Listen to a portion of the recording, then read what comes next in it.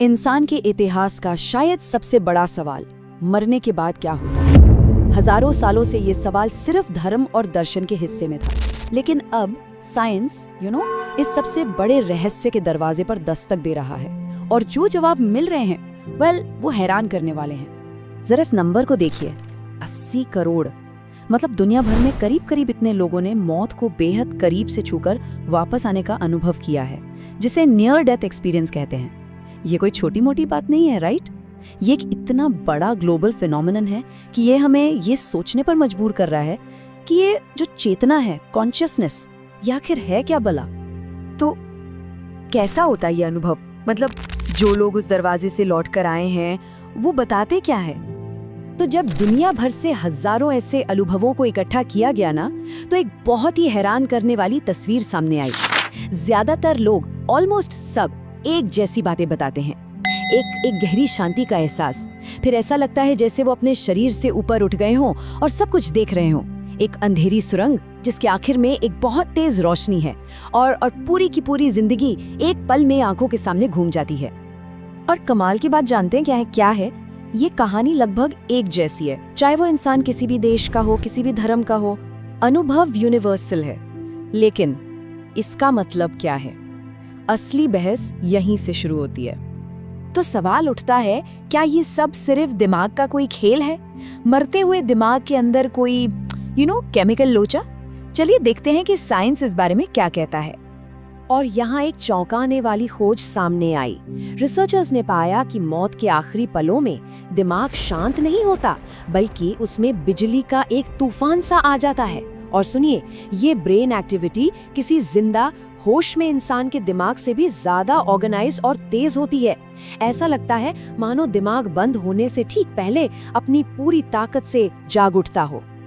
तो ये है क्या फिर? क्या दिमाग खुद को बचाने की कोई आखिरी बेताब कोशिश कर रहा है?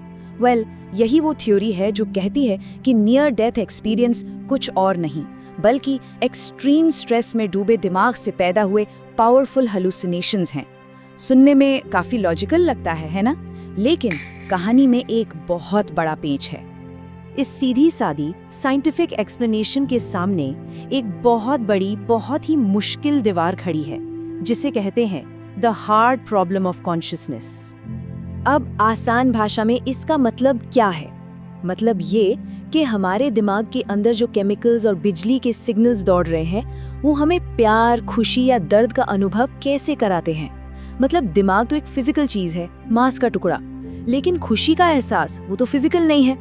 तो एक फिजिकल चीज से एक नॉन फिजिकल एहसास कैसे पैदा होता है? सच तो ये है कि कोई नहीं जानता।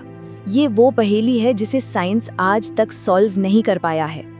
तो इस बहस में ना मोटे तौर पर दो टीमें हैं। एक टीम कहती है कि दिमाग एक कंप्यूटर की तरह है, हार्डवेयर बंद तो सॉफ्टवेयर भी खत्म। मतलब चेतना दिमाग ही बनाता है और दिमाग के साथ ही खत्म हो जाती है, सिंपल।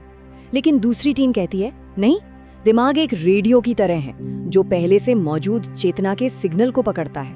और इस थियरी के हिसाब से मौत के वक्त शायद ये रेडियो बंद नहीं होता, बल्कि उसका फिल्टर हट जाता है और हमें उस बड़ी यूनिवर्सल कॉन्शियसनेस की एक झलक मिल जाती है। और सुनिए, ये सिर्फ कोई स्पिरिचुअल बात नहीं है। 20वीं सदी के सबसे बड़े न्यूरोसर्जन्स में से एक डॉक्टर वाइल्डर पेनफील्ड, मतलब एक ऐसा इंसान जिसने अपनी पूरी जिंदगी ये साबित करने में लगा दी कि दिमाग ही सब कुछ है, उन्होंने भी आखिर में ये माना कि मन और चेतना को सिर्फ दिमाग की उपज मान लेना ये नामुमकिन सा लगता है। और अगर ये पहेली पहले से काफी उलझी हुई नहीं थी, तो एक और बात है जो इसे और भी मुश्किल बना देती है, और वो ये कि आज के दौर में मौत का मतलब ही बदल रहा है। देखिए, पहले क्या था? दिल की धड़कन रुकी, मतलब खेल खत्म।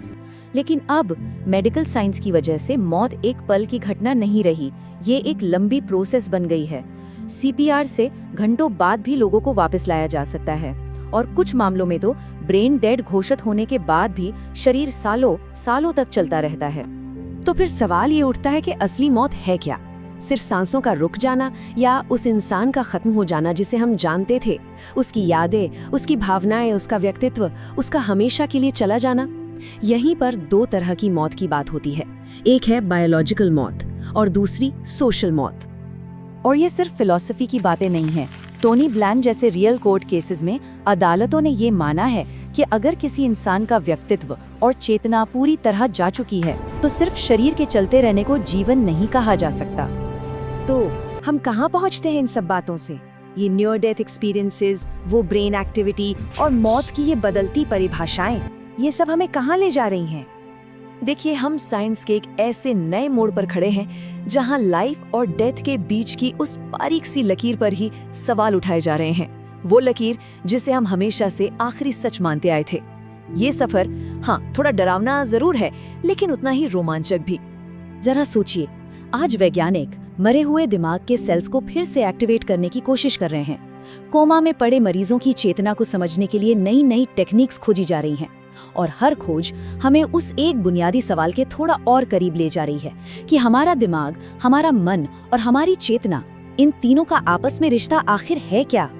तो आखिर में सवाल शायद ये नहीं है कि मरने के बाद क्या होता है।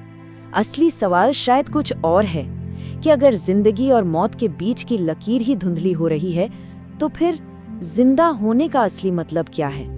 क्या पता मौत के इस रहस्य को समझने की कोशिश में ही हम जीने की कला को बेहतर ढंग से सीख पाएं।